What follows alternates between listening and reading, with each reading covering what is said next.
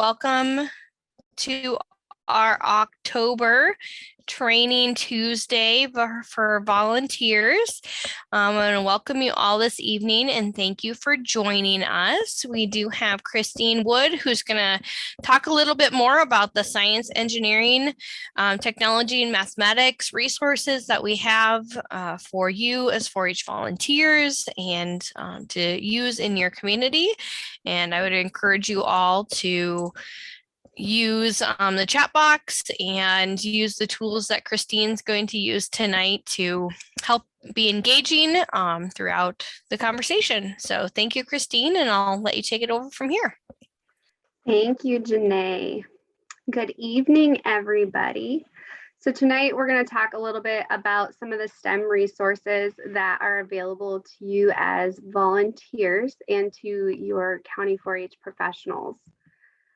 Just to start the night off, if you all would like to use the annotation tool at the bottom of Zoom, you can mark where you are located at so we can kind of get an idea of who all is here.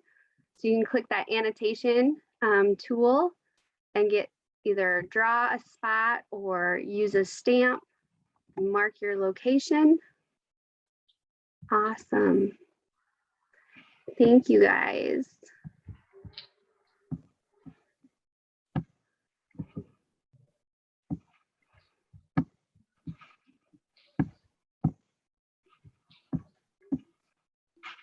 Now if it'll let me move my next slide, there we go.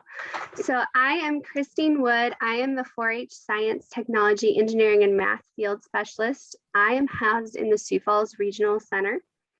I have been in my position for a little over 8 years, close to 8.5 years. And I know a lot of times in the 4-H world, we get bogged down with the nitty-gritty, and sometimes we forget why we do what we do and why we're involved in 4-H. And so I just wanted to give you guys a quick glimpse into why I am passionate about 4-H, why I'm passionate about science education, and then I'm going to ask you guys to kind of think about your passions and what makes you excited to be 4-H volunteers and to give back to 4-H. So my big why currently are my 3 kiddos. I have a 9-year-old, a 7-year-old, and a 2.5-year-old. And I want them to grow up and have the 4-H experiences, but I also want them to grow up in a community that has strong leaders that have good problem solving and critical thinking skills, which are some of the things that we develop through our STEM programming. I myself am a product of the South Dakota 4-H program. I grew up in Tripp County and I was in 4-H there. My sister started in 4-H when I was probably 3 or 4. So you could say I was in 4-H from the time I was 4 until I graduated from high school. And when I graduated from high school, I originally thought I wanted to go to school to be a teacher. I had a science teacher and a math teacher tell me that maybe wasn't what I should go into because the prospects of teaching were not the greatest. And they convinced me to go to school to be an engineer. So I attended South Dakota State University, where I received both my bachelor's and my master's in engineering. And during that time, I became very aware of what the culture in a STEM career looked like and how male dominated it was. And so I spent much of my time doing outreach to encourage underrepresented groups to pursue STEM degrees and working with different programs to build STEM competence and competency with both educators as well as youth. So when I graduated with my master's degree, and the only engineering prospect I had was something that wanted me to move every 6 months. As a mom of a 1-year-old and being married to another engineer, that wasn't something I wanted to do. And so I kind of fell into the position that I have now, where I got to continue on working with engineering, helping engineers and scientists communicate out what they do and helping educators be able to inspire our next generation of leaders.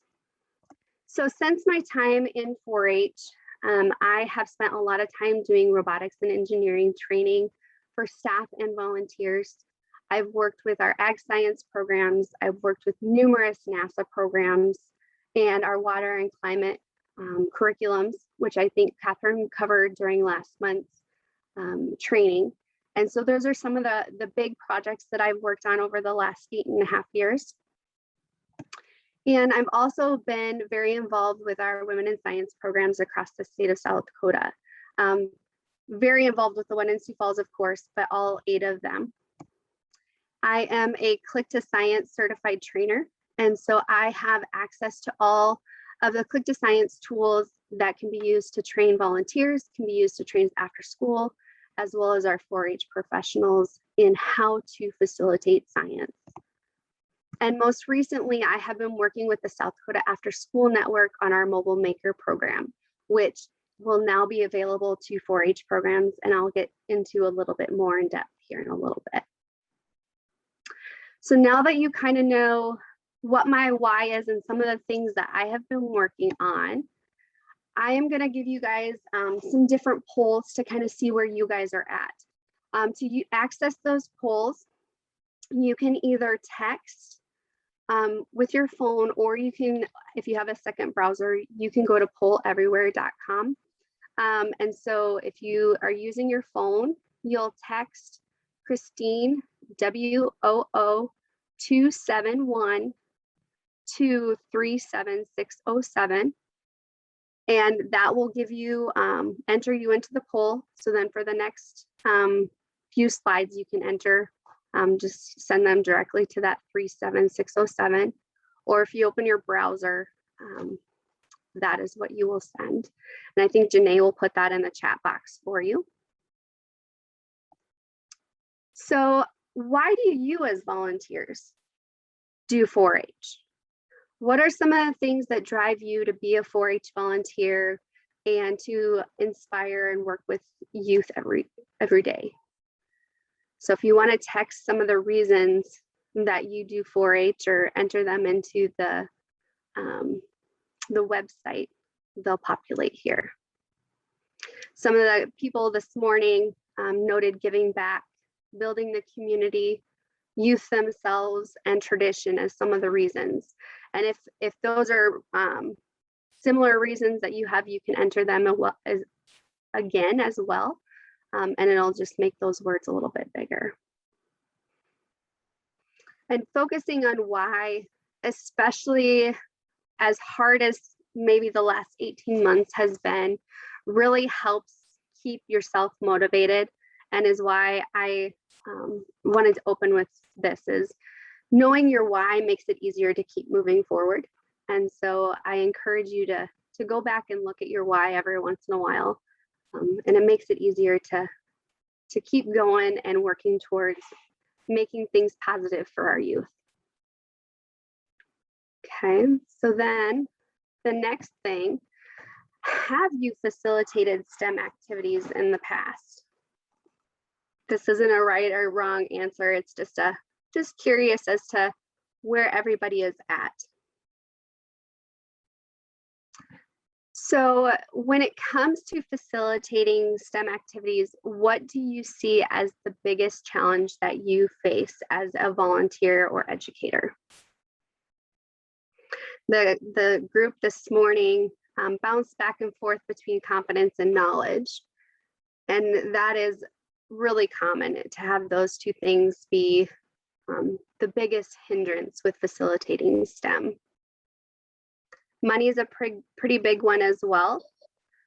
We'll actually talk about a new resource that will be available to you guys that can help with that too.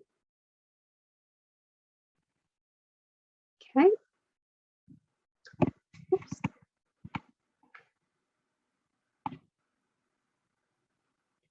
Sorry, my screen is there. It doesn't want to move forward.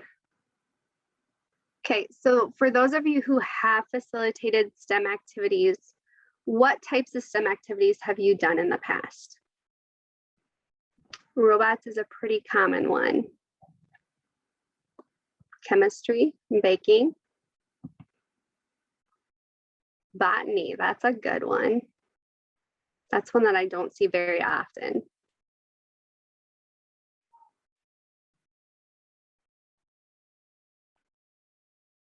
Kitchen science.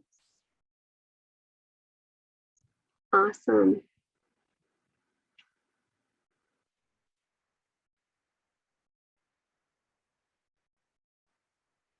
So the numbers of activities that you can do are pretty infinite, but you can kind of see based on your guys' inputs, robots is the one that probably has been covered the most. And the other ones are maybe one or two people here or there. Okay.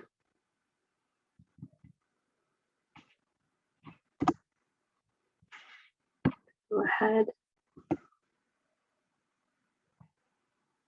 And so then what, if regardless of whether you've done STEM activities in the past or not, what type of STEM activities would you like to try and do with your youth?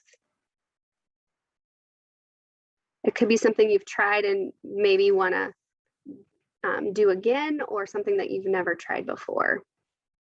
Makeys are fun. I actually have a couple in my office that I haven't used a ton, but those are some really cool gadgets to play with.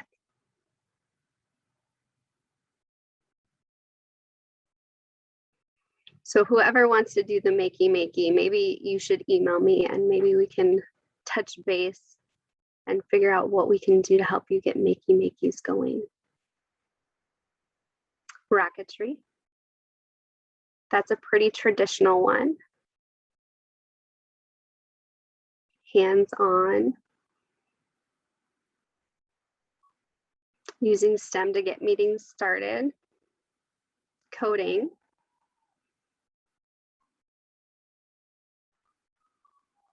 Awesome. Thank you guys for helping populate these. We've got some really good feedback.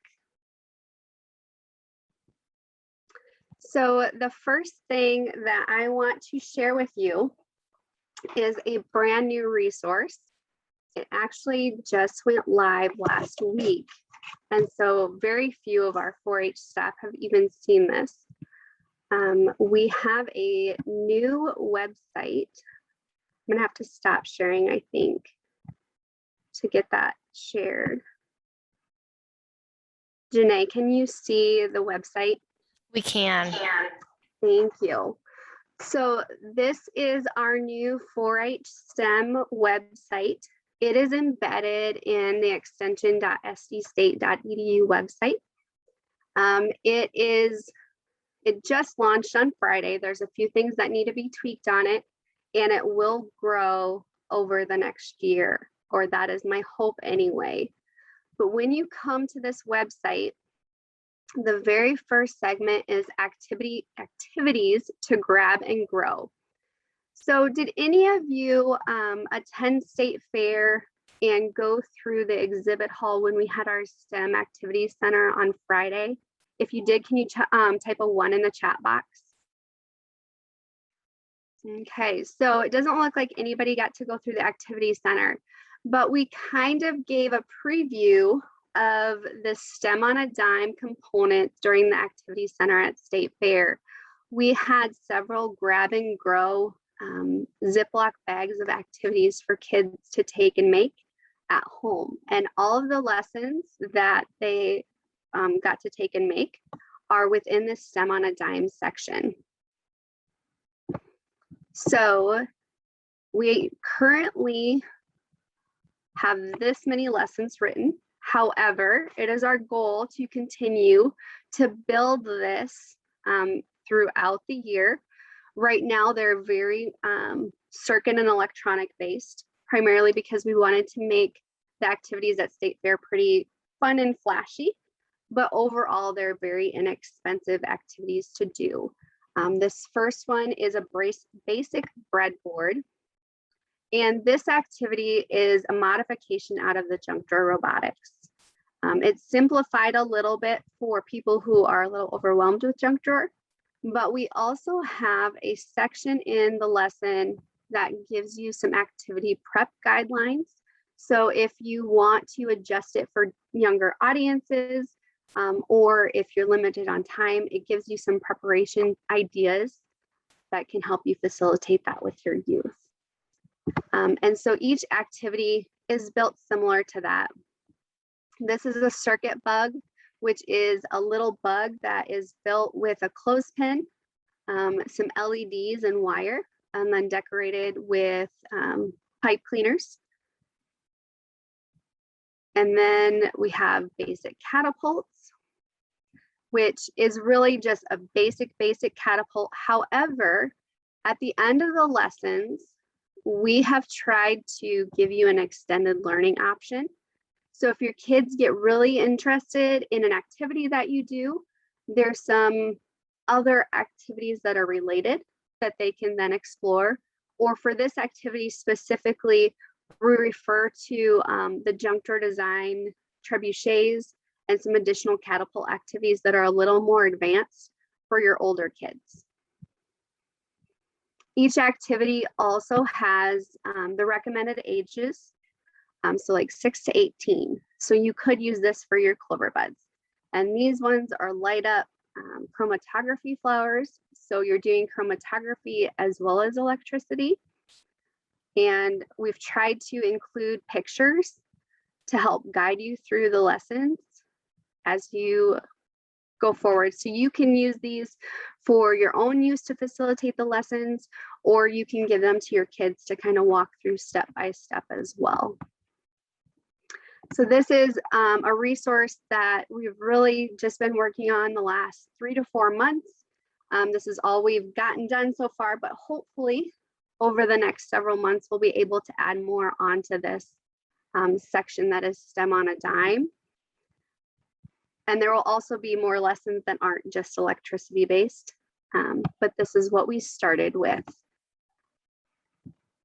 We will probably have some other STEM lessons added here eventually, but we wanted to focus on that STEM on a dime because we know that it can be expensive to do some STEM activities. And so we wanted to focus on those that really are only going to cost you maybe $3 to $5 or less per youth. And that way you're not buying a ton of materials. With the LEDs and motors, you can buy those in bulk on Amazon. I don't think we put links in the PDFs, but if you want to know where to purchase those, you can always ask me. And then additionally on this website, we wanted to highlight some resources that we know have quality STEM activities so that you guys don't have to Google or Pinterest a ton of activities. You know, you can come here and find some quality items. So for example, this How to Smile website is one of my favorite places to direct 4-H staff and after school staff too, because it has an amazing search engine. When you come into the search engine, it allows you to pick the material cost per youth. It allows you to pick your ages, the amount of learning time that you have. So if you are doing this for a club meeting, say you have 30 to 45 minutes, you can select that. You can select your subject, and it filters all of the lessons that it has in its website and allows you to select from there. So it's an amazing place to go and find some really cool activities that you know are quality for your youth.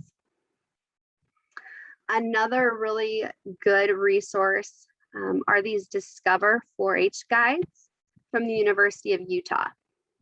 So University of Utah and some other states do a lot with spin clubs or special interest groups. And so these guides are set up for those spin clubs. If you come in, I'm not going to download them right now because you have to go through and request them, and then they email them to you.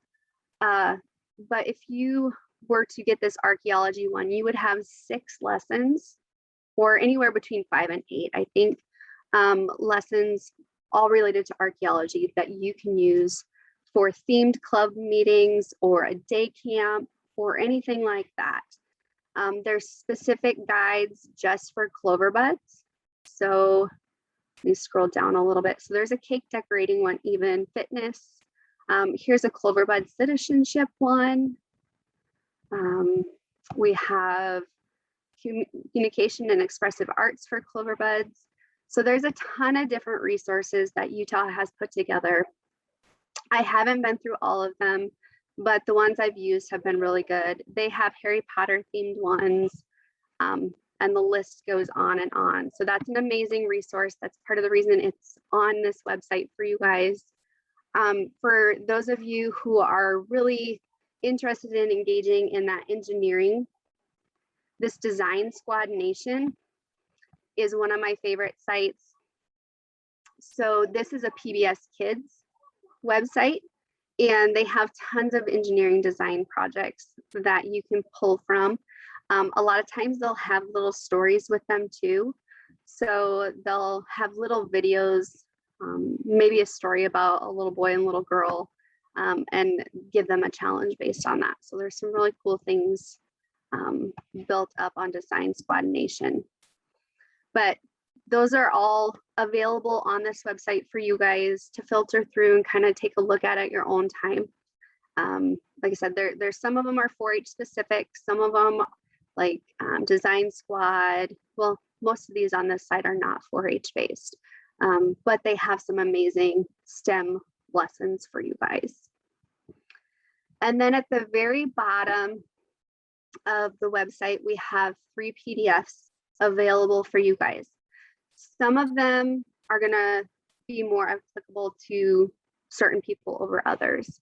This first one is an engineering design graphic. So many of our 4-H clubs that do robotics have used this graphic in the past to help guide their youth as they design their projects. And so we wanted to make sure that everybody had access to this graphic. You can print it or just have it up on your screen when you're doing engineering design. And then if you go back, this selecting quality STEM activities walks you through different things to think about as you're looking through activities to make sure that they're quality. This is more for our educators that are going in after school, but it's definitely something that if you're not comfortable picking activities, you can come in here and see what maybe you need to be doing as you're looking activities. And that's not just for STEM, that could be for any topic area that you can use this for. And then the final piece is this STEM hot sheet. I know there's some counties that have reached out to me in the past because they're applying for grants for specific STEM materials and otherwise. And so this hot sheet is put together so that you guys have access to different verbiage that defines what STEM is, what the goals of the statewide 4-H STEM programming are, what the engineering and science practices are, and then we've also related it back to the South Dakota 4-H outcomes. So we have our leadership, our life skills, workforce, and social components. So if you guys are working on grants, you can come in here, pull some of that verbiage, and it's available to you to be able to do that. Now, if you want additional help with your grants, you can always reach out as well, but this makes it readily available to you if I'm not available when you need that assistance. So that is our new 4-H science website.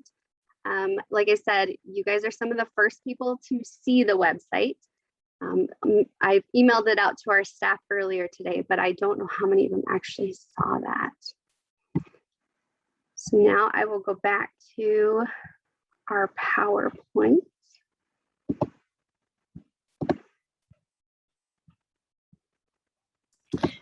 And we did have one quick question in the chat about the Yes. average time it takes to complete those STEM on a dime activities. So most of them are going to be 30 minutes or more with the ones that are currently on there. And that's mostly because with the electronics piece, especially with your younger kids, there's some hand-eye coordination pieces with getting the wiring to connect appropriately and things that way. Now, that doesn't mean we won't put some up later that take less time, but the ones that are there right now are approximately 30 plus minutes. Were there any other questions on that website before we move forward?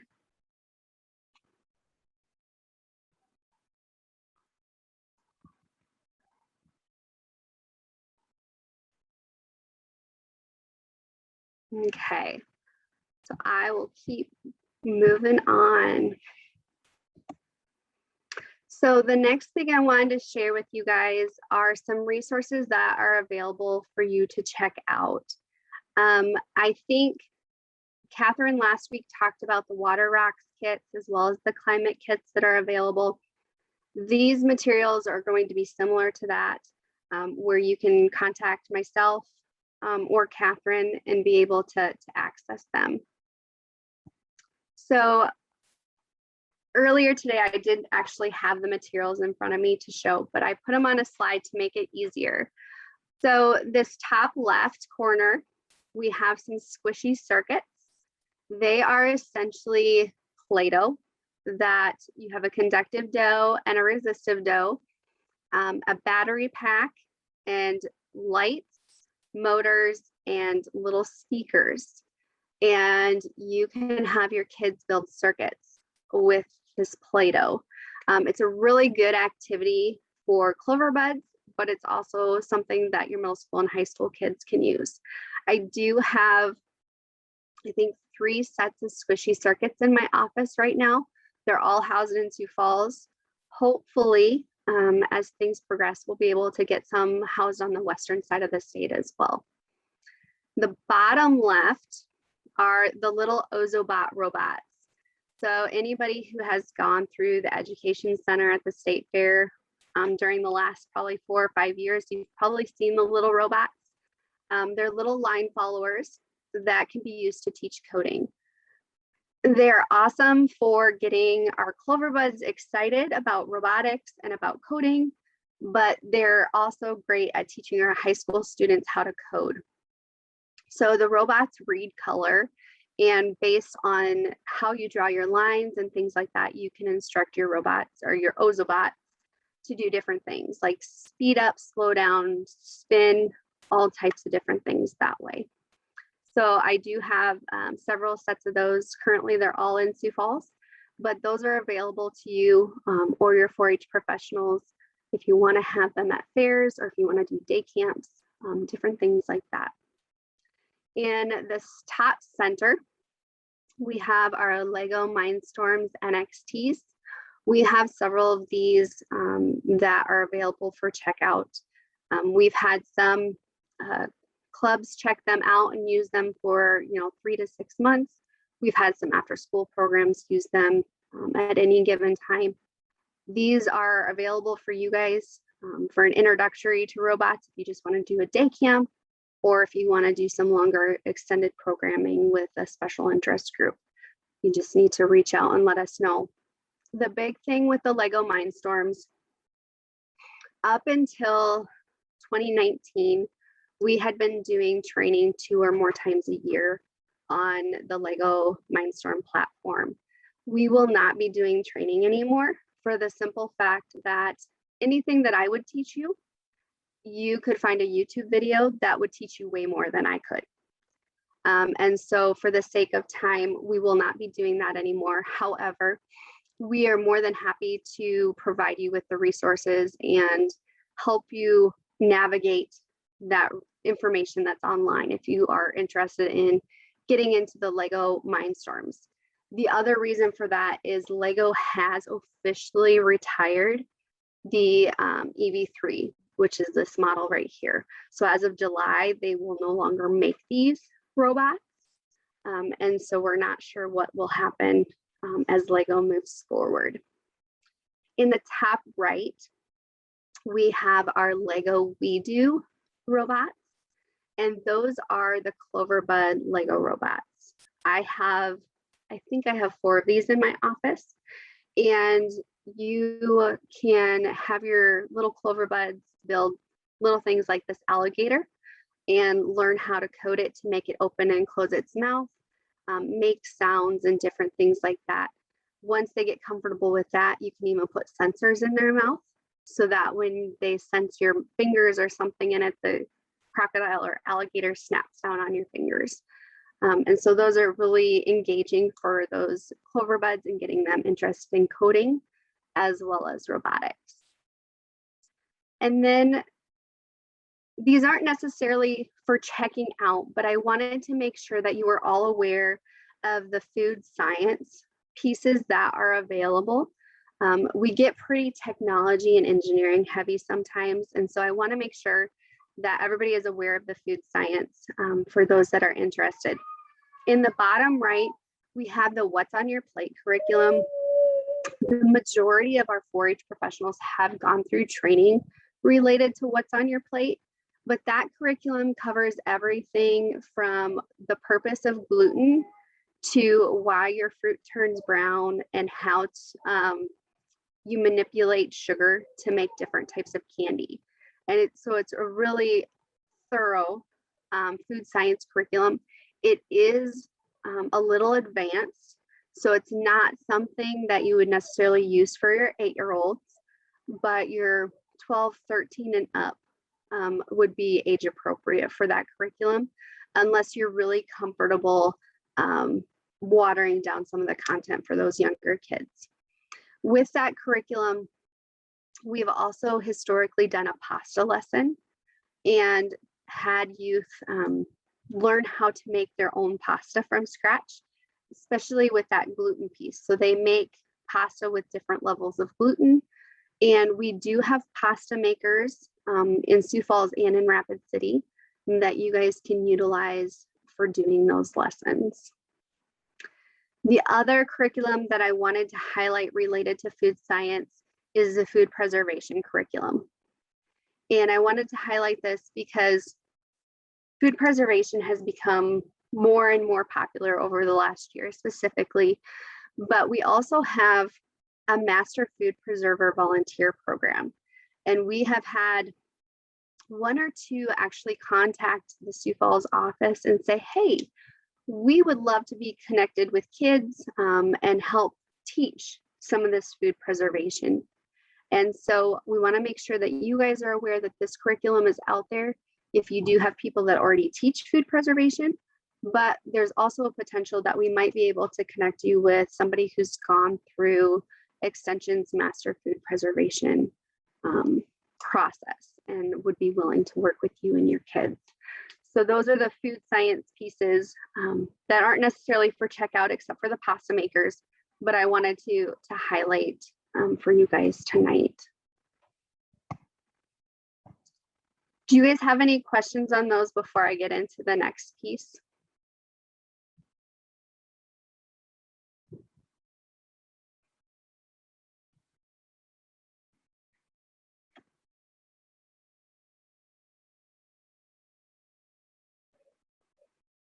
Thank you for adding that, Jenae.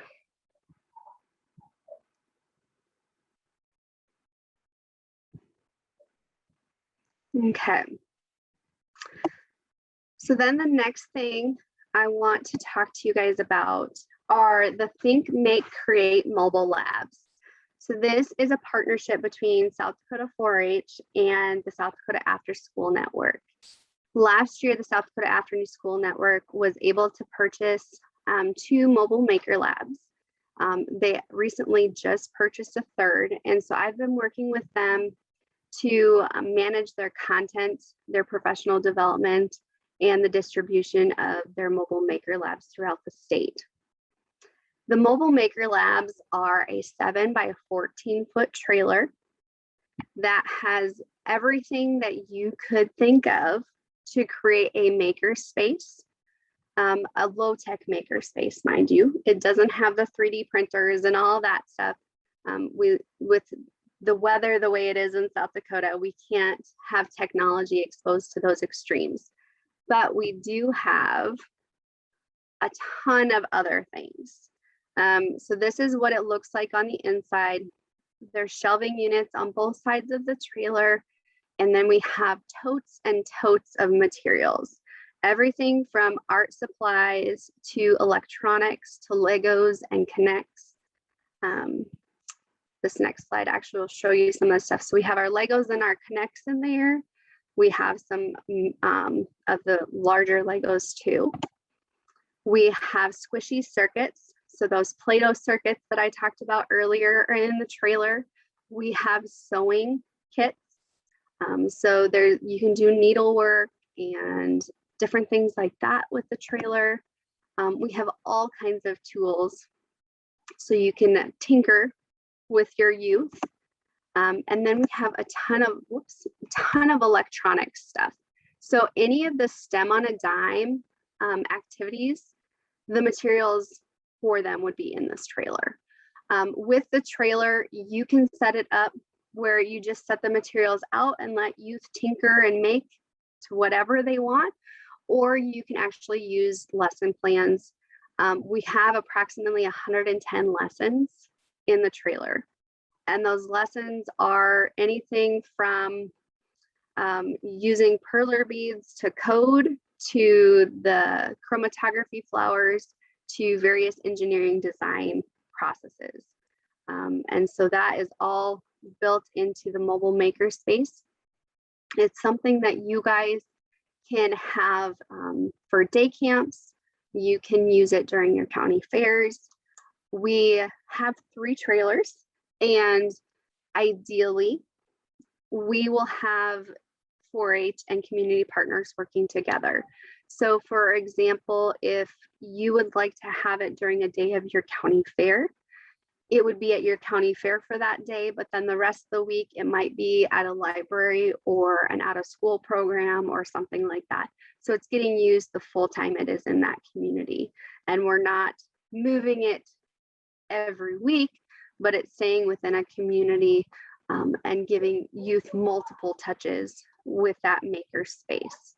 Currently, to access the maker space, you are required to complete a training.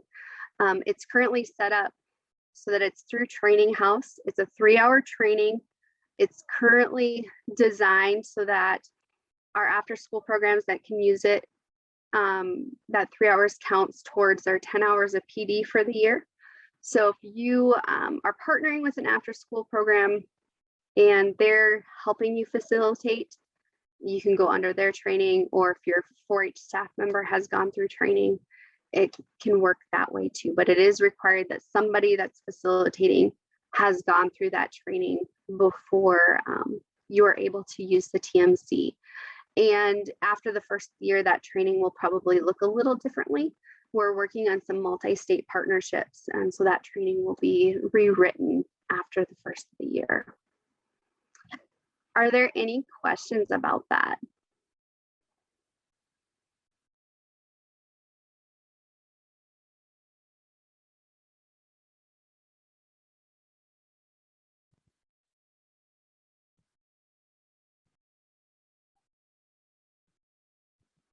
So one of the questions was about the wire that's in the trailer. So the biggest challenge with wire is getting a gauge that youth can manipulate, but also is easily stripped by wire strippers.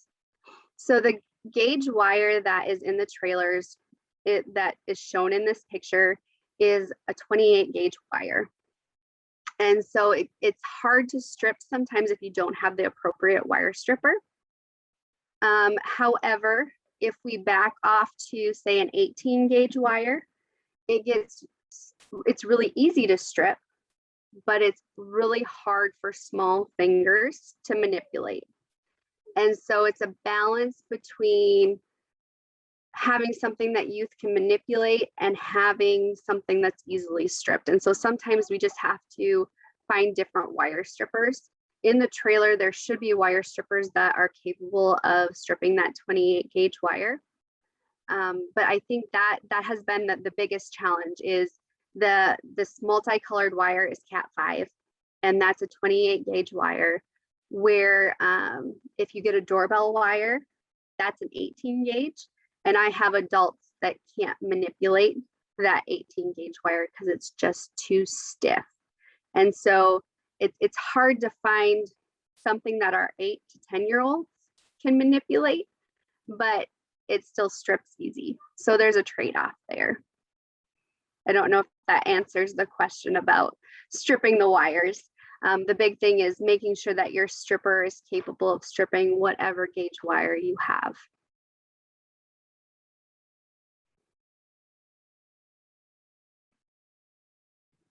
And I think in those lesson plans for STEM on a Dime, it does recommend the 20, I think it says 22 gauge, but 22 gauge can sometimes be hard to find. I know when I went to Lowe's and Menards before State Fair, I could not find it. It was something I had to order from Amazon. They readily had the 18 gauge, but that's harder for those kids to manipulate. So it's a trade-off.